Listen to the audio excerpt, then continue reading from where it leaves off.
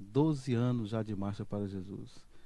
E nós começamos, né, com Santa Inês Marchando com Cristo, né, a gente dava esse nome, né? E depois, com a Marcha para Jesus em São Paulo, os Atletas de Cristo aqui em Santa Inês achou por bem a gente unir as forças e colocamos esse nome, Marcha para Jesus. E de fato é por isso que nós chamamos a família, né? Não chamamos uma bandeira denominacional, chamamos a família, né? E católicos, evangélicos, espíritas, família, né? Os pais, os filhos, esposo, esposas, todos juntos. Marcha para Jesus, não é para uma igreja. Tem que lembrar isso aí.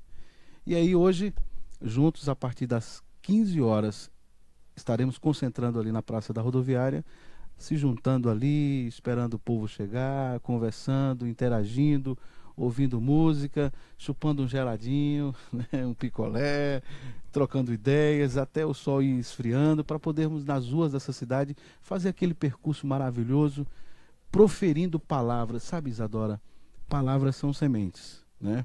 Eu costumo dizer que nós somos senhores das palavras que a gente guarda e escravo daquelas que a gente solta. Mas a gente pode soltar muitas palavras que são palavras de vida, né? Por que não? É como a própria palavra diz, que a palavra, né, a nossa palavra, ela tem o poder de E- amaldiçoar ou de abençoar Isso, as pessoas. interessante. É interessante que Jesus disse assim: olha, está diante de vocês. Se ele disse está diante de vocês a bênção e a vida, né, a bênção e a maldição, a vida e a morte, aí ele vem depois e diz assim: olha, ele dá uma sugestão, ele dá uma dica, é como se o professor aplicando a prova e dá uma cola, né? Tá aqui, ó. Essa é a resposta certa. Escolhe, pois, a vida. Então não tem errada. Não tem como falhar. Então ele disse: escolhe a vida para que viva tu e a tua descendência. Então, diante de tanto, sabe, tanta conturbação, tanta coisa difícil, tanto transtorno, está na hora de unirmos a força. Por quê? Porque o sistema hoje é incrível, Isadora. Hoje as pessoas estão focando mais naquilo que não tem. E sabendo. Por que eu digo isso? Porque acontece com todo mundo. Você que está em casa, preste atenção. Tem coisas que você diz assim. Chega em casa e diz assim: hoje não tem nada aqui em casa. Quando vai olhar mesmo a fundo, tem. E até às vezes tem mais do que precisa. Né? Quando Jesus chega para aquele cego e diz assim: você quer o quê? Ora, eu acredito que os discípulos, talvez um olhou para o outro e disse assim: será que Jesus está fazendo essa pergunta mesmo? Porque ele está cego. Como é que o cego que ele quer ver, Jesus? Só que Jesus queria que o cego. Você acredita, Isadora, que aqui em Santa Inês eu tive essa resposta? Eu disse: Jesus perguntou para o cego: o que queres que eu te faça? Por quê? Talvez do ponto de vista eh, da razão, talvez não tenha nada a ver, mas da necessidade, não tem nada a ver, mas quando Jesus pergunta, é porque Jesus dá ao cego a oportunidade dele entender que ele tinha que querer não o que ele precisava, na verdade, no sentido de desejo, mas naquilo que ele necessitava. Por quê? Porque às vezes a gente quer o que a gente deseja, não o que a gente necessita. E às vezes no tempo que a gente quer, não no Olha que você tempo falou isso de agora há Deus. pouco, a gente conversando ali, você falou isso. Às vezes a gente até sabe que Deus tem algo para nós, mas a gente não tem a paciência de esperar o tempo de Deus. Aí Jesus disse: você quer o quê? Né? Ele disse: eu quero ver. E aqui eu tive a resposta. Quando eu encontrei uma pessoa caído um dia no chão, e eu fui ajudar a pegar algumas pessoas, e eu disse: interessante, essa pessoa está caído, bêbado, ele está necessitando de algo que ele não quer. E uma outra vez, uma pessoa bem-sucedida financeiramente chegou e disse assim: eu não estou aguentando mais. Trabalho tanto. Quando eu saio de casa, ainda está escuro, nem amanheceu o dia direito. Meu filho está dormindo. Quando eu chego, já está tarde da noite, está todo mundo dormindo. quer dizer? Eu disse, e esse é o seguinte, esse quer o que não precisa mais. Por isso que Jesus disse, que queres que eu te faça? Por quê? Porque o homem ainda hoje continua querendo o que nem precisa e o outro continua precisando do que não quer. Então, as coisas estão assim. Nós estamos, de fato, trocando tudo. Às vezes a gente está dizendo que não tem nada, mas a gente tem. Então, como você falou, palavras são sementes.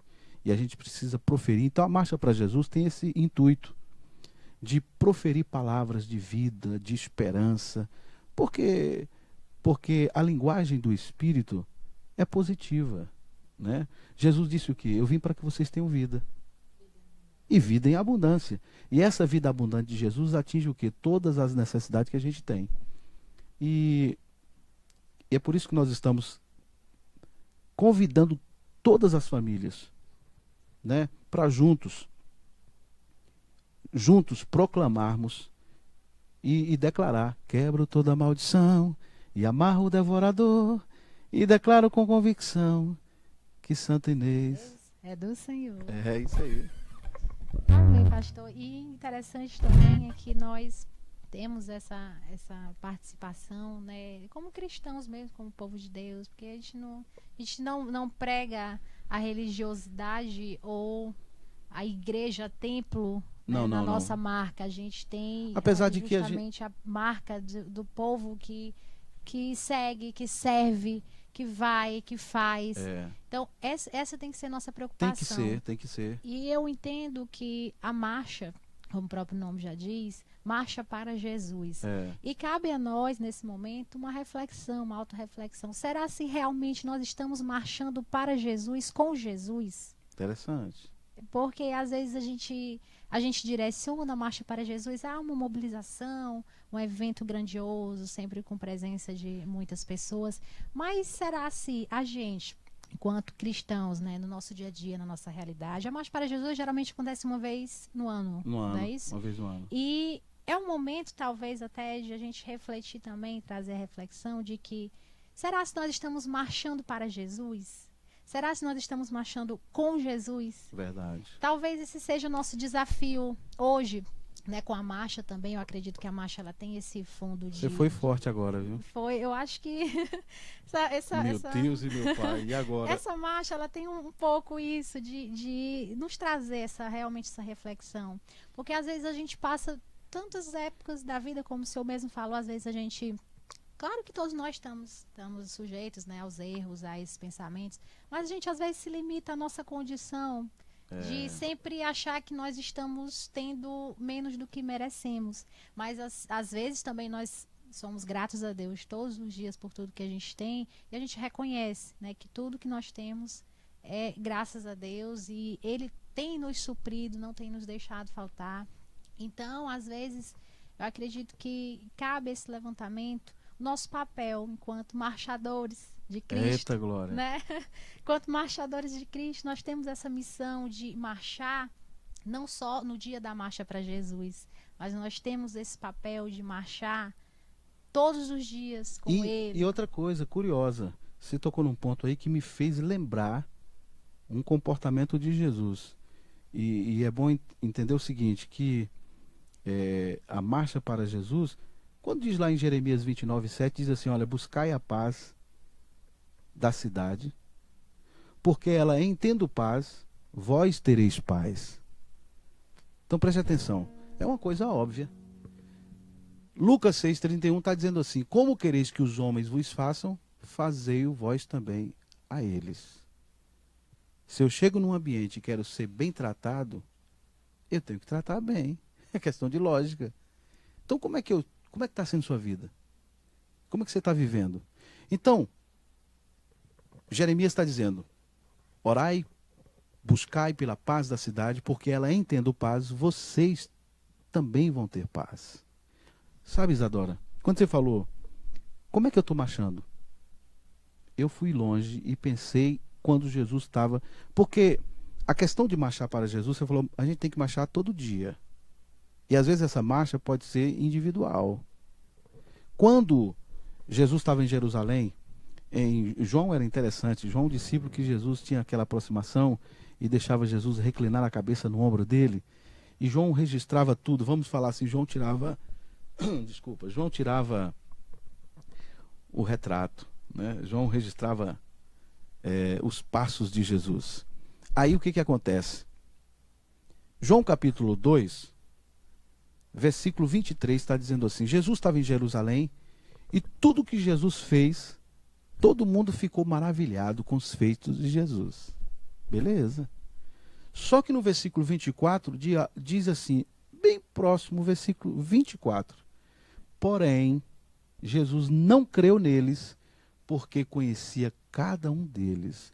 Significa dizer o quê? Que a multidão, às vezes, faz nos atrapalhar. Porque a multidão faz a gente agir, às vezes, Adora, sem pensar. Deixa a gente agir por instinto. E o que acontece?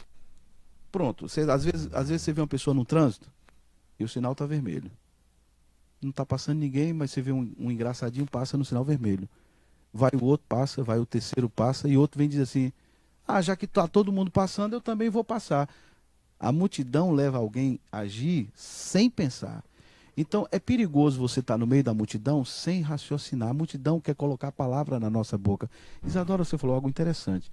Será que mesmo eu estando no meio da multidão, numa marcha para Jesus, eu estou marchando com Jesus? Porque quando Jesus estava lá em Jerusalém, estava fazendo algo bonito, todo mundo aplaudindo. Estava no oba-oba. Você vê que João, leia depois você vê na sua Bíblia, João capítulo 2, versículo 23. Todos se maravilhavam do que Jesus fez. Só que no versículo 24 diz: porém, Jesus não creu neles, porque conhecia cada um, sabia do interior de cada um. Então, sondava o coração. Sondava. E se você presta atenção, você vai ver João seguidamente. Ele diz, ó, no capítulo 3 de João, Jesus conversa com Nicodemos sozinho. Nicodemos vai ter uma dúvida e vai buscar Jesus, porque Nicodemos era um chefe, uma autoridade econômica, autoridade religiosa, autoridade política, e naquela época não tinha mobilidade social, que a pessoa... Nicodemos era rico, porque vinha lá da ponta. Quem era rico, era rico. Não é como hoje que a pessoa pode fazer curso e até um filho meu pode ser mais rico do que o seu bisavô. E Nicodemos era alguém que veio de lá da sua raiz. Então era alguém de autoridade. Mas ele tinha uma dúvida. Ele foi sozinho conversar com Jesus. No capítulo 4 você vê a mulher samaritana conversando com Jesus sozinha. No capítulo 5 você vê um paralítico no tanque de Betesda. No capítulo 9, um cego de nascença. Então a ideia de Jesus era conversar com a pessoa no particular para mostrar à pessoa que antes dela estar no meio da multidão, olha só, preste atenção. Antes de você ir para a marcha para Jesus, marche com Jesus. Porque pode correr o risco de a gente estar no meio da multidão sem saber quem nós somos. Porque é importante, Isadora, essa reflexão. Você tocou no assunto que a gente foi lá atrás, e para que a gente não faça algo simplesmente por fazer. Só pelo oba-oba, porque está o som da música, porque está muito gente gritando. Tem gente que não vai para a marcha porque não tem a camisa. Não, gente.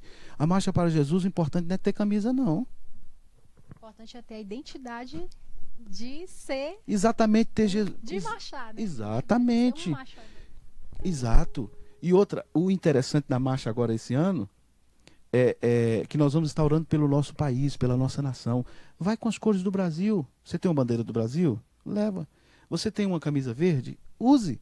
Você tem uma camisa amarela?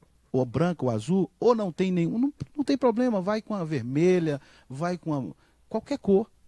Isso também, pastor, nos leva também a uma situação que a gente vivencia muito, principalmente no âmbito, né, das igrejas, no âmbito espiritual, que é com relação a essas imposições. É verdade. Justamente, existem várias denominações hoje religiosas. Claro que a gente não desqualificando, desmerecendo nenhuma delas, porque todas têm, né, seu propósito. Mas, assim, algumas igrejas, elas impõem limitações. Porque a igreja não pode fazer isso, as mulheres não podem cortar cabelo, ou então os homens não podem se vestir dessa forma. Então existem algumas igrejas, e isso, quero até lhe perguntar, na sua opinião, Como é que você... Cuidado, viu, Isadora? Como é que você enxerga, assim, claro que dentro, né, do Certo. que você acredita, do que você vivencia, do que você prega, como é que você lida com essas questões de, por exemplo, limitações, né, dentro das igrejas? Porque, na minha visão, claro que eu estou falando assim só como... Não tenho autonomia espiritual para isso, mas eu estou falando mesmo como cristã, né, como uma cidadã, uma cristã.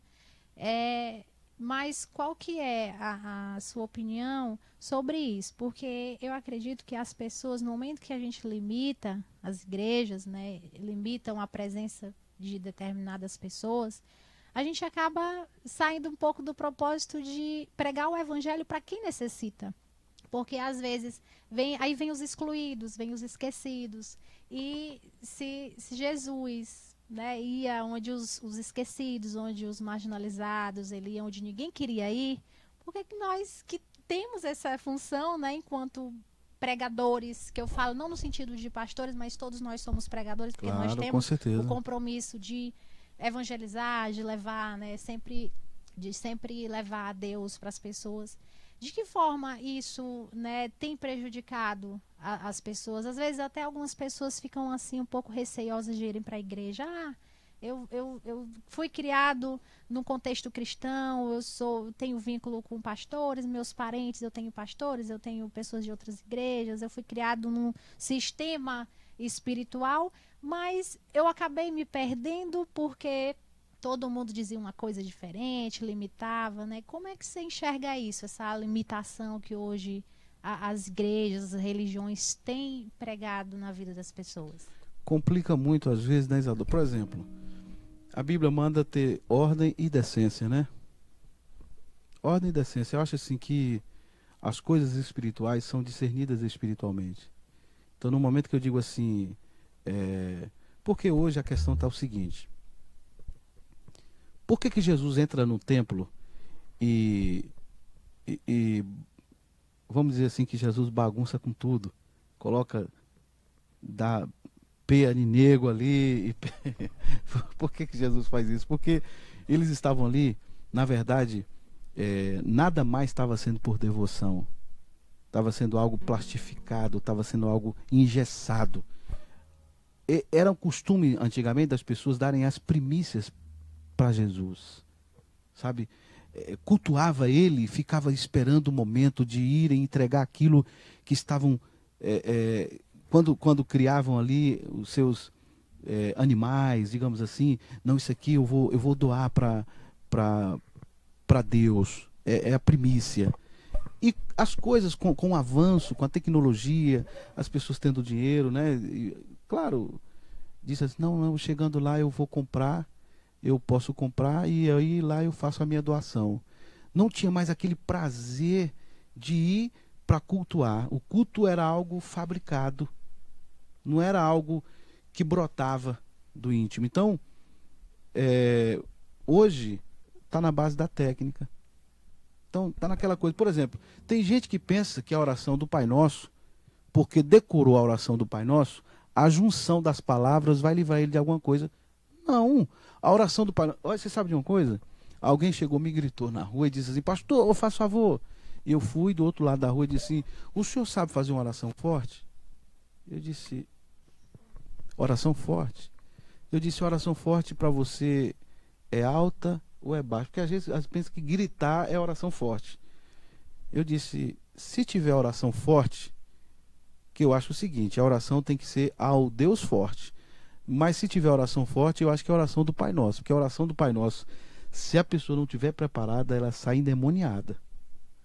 Porque a oração do Pai Nosso, você diz assim, ó, primeiro você já está dizendo Pai Nosso, que quem for egoísta não tem nem coragem de dizer Pai Nosso. Ele vai querer dizer Pai Meu, né? Então é o seguinte, a oração do Pai Nosso, ela já está dizendo. E aí, a parte da oração do Pai Nosso, você vai calculando meu tempo aí, porque parece que eu que estou te entrevistando. Você vai. Não, aqui a gente está. Você me ajuda aí. Porque, nós estamos nos edificando e edificando também quem está Lucas, meu filho, Douglas, todo mundo aí, me ajuda aí. Depois dá um som no violão. Olha só, eu gosto daqui por isso, porque a gente fica em casa. Ah, não, aqui pode se sentir à vontade. Vamos dizer então com o maranhense, pois pronto. Então a oração do Pai Nosso, o que acontece? Venha o teu reino, aqui na terra como no céu. E como é que é no céu? É bagunça? E o interessante é que diz assim, perdoa as minhas ofensas, como eu tenho perdoado quem me... Será que eu tenho essa coragem? Como é que eu tô? Então tem gente que está orando porque decorou. Porque ele está dizendo assim, Senhor, eu estou te autorizando a fazer comigo do jeito que eu estou fazendo. Perdoa as minhas ofensas como eu tenho feito com aquele que tem me ofendido. Será se realmente eu tenho perdoado? Eu tenho Por isso feito? que eu estou dizendo, tem hora que tem gente que é melhor você pular essa parte. E pular essa parte, porque se você falar isso, você está autorizando Deus a fazer com você do jeito que você está fazendo. E às vezes as pessoas estão vivendo um emaranhado na sua vida e não sabem por quê. Então, é que você falou antes, quando a gente estava conversando, Isadora, que o mundo espiritual é tão real quanto o mundo natural. Existe, as pessoas pensam que não, mas o mundo espiritual existe. Olha, essa questão mesmo, você está orando às vezes só por orar. E às vezes as coisas estão complicando, você não está sabendo por quê. É porque você está falando palavras, soltando palavras e palavras. Só lançando. Só lançando. E são sementes, né? E são sementes. Então, o que eu quero dizer? Que às vezes as igrejas estão plastificando as coisas. As coisas estão engessadas. Não é as coisas que estão brotando, não é algo de devoção. Esses dias eu saí de casa no domingo, é coisa assim que... E eu vesti uma camisa, vesti outra, botei a camisa comprida e tal, fiquei sem jeito. E, meu Deus, eu não queria usar gravata hoje, botei uma camisa manga curta e dei vontade de sandália. E foi domingo, né? Quando cheguei na igreja, os irmãos olharam assim, alguns já viu que eu sou mais... Ficou tranquilo e tal, e foi um culto tão bom. E eu me senti à vontade. Sabe por quê, Isadora? Porque tem aquele irmão que ele não tem um sapato. E será que se ele for para a igreja de sandália tem alguma coisa demais? Só porque é domingo? E qual a diferença de Deus estar na igreja domingo e estar sexta? E estar terça ou segunda? Qual é a diferença? Se é sábado, se é segunda, se é terça? E isso também, pastor, uma coisa que a nossa batalha diária é pela busca da salvação. Né, a salvação individual, que é o que a gente busca todos os dias. E se a gente busca e precisa da salvação todos os dias, por que ir para a igreja só uma vez na semana? Né? Só aos domingos ou só aos sábados? Porque se a busca é diária, a busca pela salvação, a busca por Deus também, o compromisso, né? Que a igreja é isso, é o compromisso, não só o templo em si, mas é a obra que é feita. Todos os dias, milhares de pessoas precisam da salvação. E principalmente, né, Isadora, que você falou, a obra é feita e mais ainda fora do prédio. Vamos chamar assim, porque aquilo que a gente chama de igreja é um prédio. Porque igreja somos nós. Quando Jesus foi assunto aos céus, ele disse assim, olha, que o Espírito Santo viria e habitaria em nós. É o ID, né? Então, assim, só vai ter validade aquilo que nós, que você, que eu fazemos dentro da igreja. O que a gente faz dentro da igreja? Porque chorar dentro da igreja, dentro do templo, é muito fácil. Levantar a mão ali, quando todo mundo está levantando, é cômodo, é simples. Todo mundo levanta, vai, aquela coisa, vai no embalo de todo mundo. E tem outra situação também, E que na é rua? aquela de, eu vou para a igreja, eu me edifico, eu saio abençoada, mas será se eu estou saindo e estou abençoando? Porque se eu entro na igreja, eu tenho eu recebo aquela energia, eu tenho toda aquela missão. E por que eu não externo aquilo quando eu saio para as outras pessoas que talvez não tenham acesso? Você sabe o que resume isso aí? É a seguinte frase: só vai haver vida no culto quando houver culto na vida. Se eu não tenho culto na minha vida, todo culto que eu for vai ser sem graça.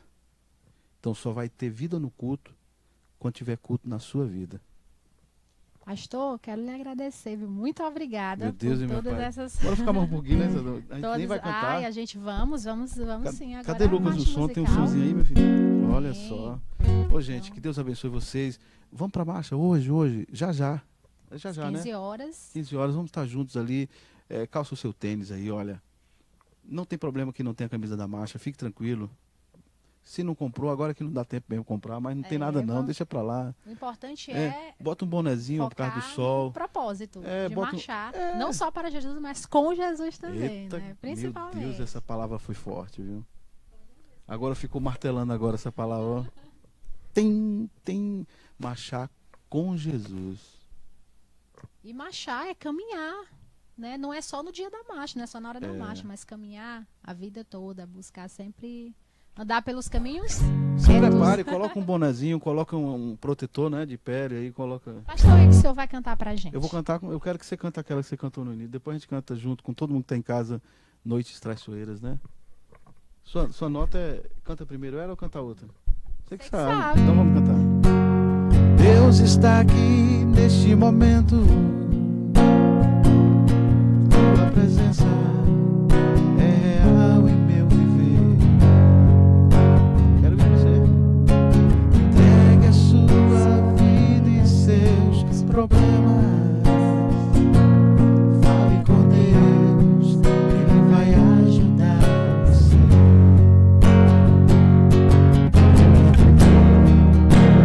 Deus te trouxe aqui para aliviar os teus sofrimentos.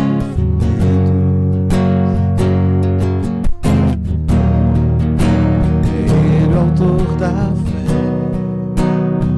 do princípio ao fim de todos os seus tormentos.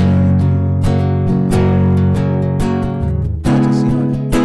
E ainda assim virá noites traiçoeiras, se a cruz pesada for, Cristo estará contigo. O mundo pode até fazer você chorar, mas Ele te quer sorrindo.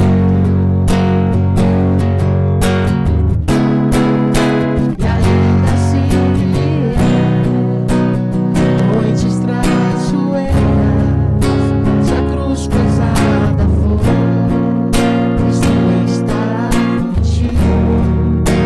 O mundo pode até fazer você chorar, mas Deus te quer sorrindo. Eita, que maravilha, hein? Graças a Deus. Deus quer ver a gente sorrindo, né? Porque são tantas dificuldades no dia a dia, né, Isadora? No mundo teremos tribulações, né? Mas temos que ter bom ânimo. E nós não estamos isentos disso, de tribulações, né? As adversidades do dia a dia. Mas o bom ânimo, ele disse, olha, tem de bom ânimo. E ele disse, eu venci, vocês também vão vencer. E este bom ânimo, o que é o bom ânimo? É o resultado da ação do Espírito Santo em nós. É pensar positivo, Claro, né? com certeza. É pensar com otimismo, acreditando que Que tudo sempre acontece? vai dar certo. Me dá só mais um pouquinho. Por favor, olha, você que está em casa. O que Paulo diz? Paulo, o maior intérprete da mente de Cristo, Paulo preso. Imagine, Isadora, alguém está preso. De repente você está assistindo a gente agora numa prisão, você está preso. Paulo estava preso e escreveu a carta aos Filipenses, capítulo 4. E o tema da carta é alegria. Paulo escreve, no capítulo 4 de Filipenses, versículo 4, ele diz assim, alegrai-vos no Senhor. Aí ele volta e diz assim, outra vez vos digo, alegrai-vos.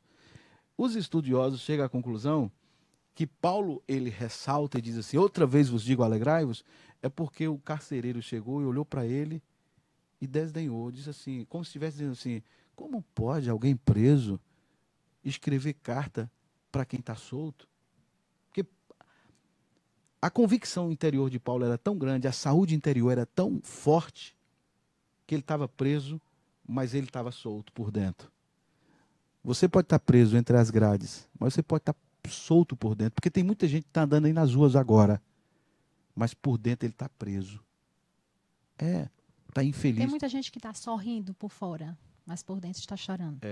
E outra coisa, e quando o carcereiro olhou para Paulo e diz assim, desdenhou, quando Paulo diz assim, outra vez, porque os estudiosos chegaram à conclusão assim, que quando Paulo repete, outra vez vos digo, é porque o carcereiro fez assim, tá com nada, como é que pode estar preso? Era para quem está solto vir alegrar ele. Ele que está alegrando quem está solto. Então o que eu quero dizer é que este Paulo, que prova para nós que tem saúde interior, ele escreve lá em Filipenses capítulo 4 assim, que a paz de Deus, que excede todo o entendimento, vai além da compreensão humana, porque hoje as pessoas dizem que tem paz, tem gente que não acredita. Não acredito não, no mundo que a gente está vivendo tão cheio de tanta coisa, como é que alguém pode ter paz? Tem paz, sabe por quê? A paz vem de É, dentro, exatamente. vem do interior. E a Bíblia fala, Jesus dizendo, quem crê em mim, como diz as Escrituras, rios de águas vivas fluirão do seu interior e saltará para a vida eterna, em Cristo Jesus. Aí Paulo ora assim, que essa paz que excede o entendimento, que o homem não explica, a razão humana não explica, que essa paz guarda o vosso coração e a vossa mente em Cristo. Sabe por quê? Porque é preciso que haja uma sincronia do coração e da mente, porque às vezes o nosso coração está para um canto e a mente está para outra. Às vezes você quer uma coisa, seu coração deseja uma coisa, mas sua mente está em outro lugar. Tem que ter uma sincronia da mente e do coração. Então que possamos entender isso e buscar essa paz. Então, independente de denominação, tudo bem, a igreja, uma instituição religiosa, tem que ter organização, tem que ter suas diretrizes, beleza. Mas hoje é para esquecer isso. É para a gente estar na rua de mão dada. A família dizendo que Santa Inês, que Garapé do Meio, que Monção, que Bela Vista, que Zedoca, que Pindaré, né? Que Satubinha, Tufilândia, que o Maranhão, que o Brasil é Nós somos do Senhor Jesus. Canta aí um pouquinho aquela que você gosta, só pra gente, porque eu tô aqui empolgado. Pronto. Tô empolgado. Muito obrigada, viu, pastor? Mas A gente, canta, por se a gente favor, pudesse canta. ter o tempo todo. Mas a gente vai encerrar o programa. Vamos cantar. Eu quero que você cante a sua. Tá bom, vamos encerrar cantando. Então, eu quero agradecer, né, sua Eu que disponibilidade. agradeço. Muito obrigada. E lembrando que hoje, logo mais às 15 horas, tem Marcha para Jesus. E com Jesus, tá? Vamos marchar com Muito Jesus. bem. Vamos marchar para Jesus. Para você que nos acompanhou, muito obrigada pela sua audiência, pelo seu carinho, por ter permanecido com a gente até agora. No outro sábado a gente volta com muito mais para você. Que Deus abençoe seu final de semana. E lembre-se, viu, que a vitória é do povo de Deus. Amém.